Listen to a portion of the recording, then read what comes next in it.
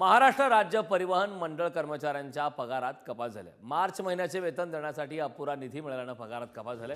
ST कामगार संघटना आंदोलनाच्या तयारीत. एसटी कर्मचाऱ्यांना मार्च महिन्याचा वेतनापोटी 56% वेतन देण्याचे आदेश सर्व विभागीय कार्यालयाला देण्यात आले. 7 तारखेला मिळणारे वेतन अनेक कर्मचाऱ्यांना 9 तारखेला मिळाले. त्यानंतर कपात करण्यात आल्याने कामगार संघटनांनी आंदोलनाचा पवित्रा घेण्याची तयारी दाखवली.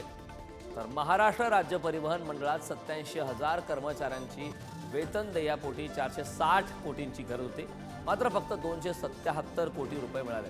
त्यामुळे उपलब्ध निधीत 56% वेतन देऊन 44% वेतन कपात करण्यात आली. पुन्हा एकदा एसटी केवळ 56% पगार आम्हाला दिलाय. त्यामुळे आमच्या अनेक बाहेरच्या बँकांचे घर कर्जाचे चेक बाउन्स झालेत, लोकांचे EMI बाउन्स झालेत आणि त्यामुळे लोक प्रचंड प्रक्षुब्ध आहेत.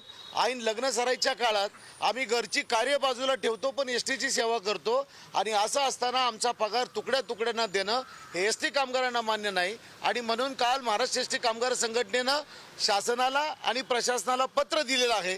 तातडीनं आजच्या आज 100% पगार करावा असं आवाहन तुमच्या मार्फत मी करतो. अन्यथा आंदोलन आम्हाला करावं लागेल. संघर्ष अटळ आहे.